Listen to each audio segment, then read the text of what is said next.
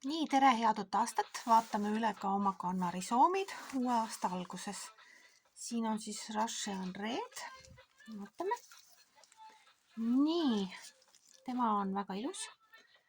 Tal on täitsa moodustunud uued väiksed pungad siia, millest tulevad siis uued lehed.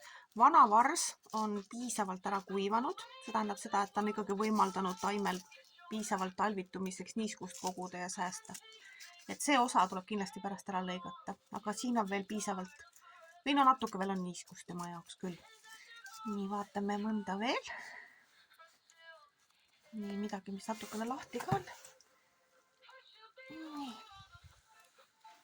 Nii. Ilus kuiv risoom, ilusate kasvupungadega. Nii, et nendel on ka talvitumine hetkel väga ilus.